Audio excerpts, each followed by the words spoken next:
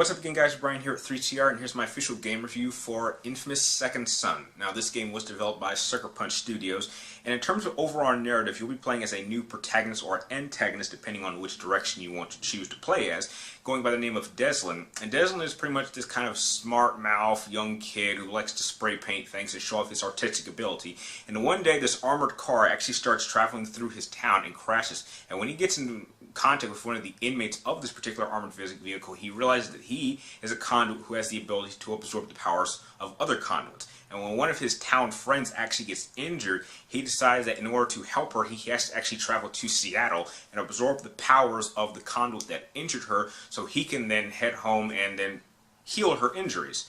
Now, I have to tell you guys that I was really looking forward to this game, and for those of you who watch my channel, you would know that this is my most anticipated game of this year. And I have to say, in a whole, I was a bit disappointed, and I don't really see this as a worthy successor to Infamous 2, which I thought was the single best game of 2010 when that game came out.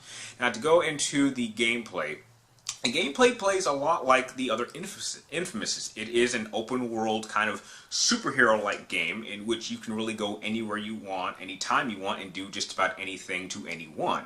There are regular people walking around that you can help and rescue. There are multiple scenarios that require you to choose certain actions, which will then determine your karma direction.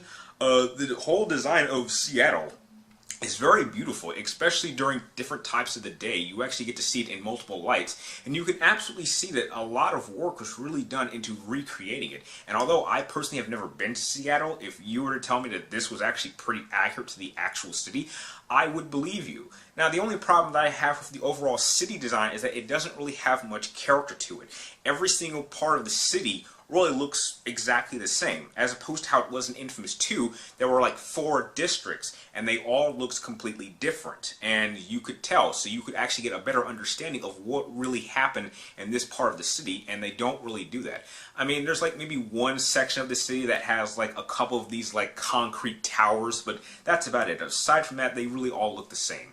Now, in terms of otherwise gameplay, there are 4 different types of powers that you can use, and they range from smoke, which is what you start off with, to neon, to video, to concrete, and all of them have their strengths and advantages. Some are a bit more lethal than others, which kind of decides which powers you will be using more often than others, depending on if you choose to play as a good or bad guy.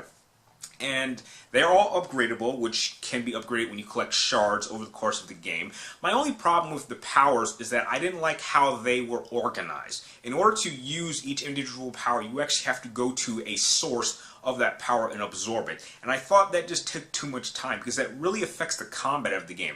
Like, if you run into a scenario and you're equipped with, say, smoke, and you need to use something like concrete, you actually have to find a source of concrete and absorb it. And I think that they really would have made it easier if you could just switch that power automatically. I mean, you could have them all share the same energy strain, but just switch over. I thought it was just a waste of time to have to leave my current battle area to go find a source of a certain power and then come back to it. Another thing I found a little bit disappointing was the variety of enemies in this game. I mean, they're all part of the DUP, which is pretty much the main police force for conduits for Seattle and across the country. And there's not really a large variety of enemies. I ran into maybe only about 4 or 5 different opponents, and my tactic for taking on all of them was pretty much the same. You're going to start off, usually, depending on which power you have, you're going to try to get in up close, try to take them down one at a time, because that is the fastest way to take these guys down. You're going to take too much damage, you're going to have to fall back, regenerate, go back in, rinse and repeat. And that is pretty much the entire tactic of what you'll be doing over the course of this game, as short as it really is. I was clocking in this game at about 6 to 7 hours max, and that is not doing any of the side missions, so I was a little bit disappointed that the campaign was short, and right when the story was just about to start getting interesting, that's when the game ended, and I really hate when games do that. Now, if I have to give this game a serious plus, I did like how they utilized using the DualShock 4 controller. Whenever you pick up audio logs or when you ever absorb powers, instead of hearing it on the television screen, it'll actually come through your microphone, so that kind of immerses you into the actual world of the game. And I thought that was a serious plus that really did utilize the power of the PlayStation 4.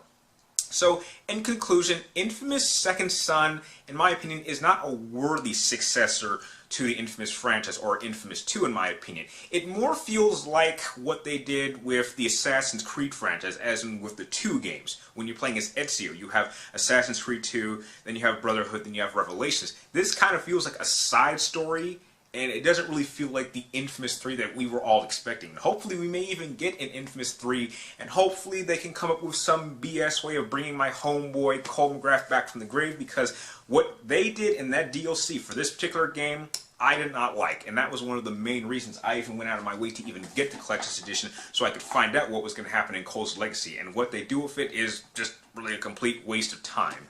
If I had to give this game a rating, I would give this game a 7.5 out of 10. If you're an Infamous fan like I am, certainly play it just to get a better understanding of really how they had all this potential to make a truly great game, but how they sort of lacked in any real imagination. And if you're someone who is just a bit on the fence, then I would absolutely recommend that you simply rent this, and then once you've beaten it through one simple run through, maybe go through a second run through playing as the other side. If you choose to play as a good person like I did, and then you're playing as a bad guy, then you could try that. But otherwise, it's not really the defining game that you need to buy a PlayStation 4 for. I guess I still have to wait a bit longer until that particular game comes out. If you like this game review, feel free to like, comment down below, and please subscribe to keep track of me, my future movie, video game reviews, and topic videos. And you can also press one of the links in the description down below to follow me on Twitter or friend me on Facebook, and I will be sure to friend you and follow you back. And like always, thank you guys for watching. You're awesome, and I will see you next time.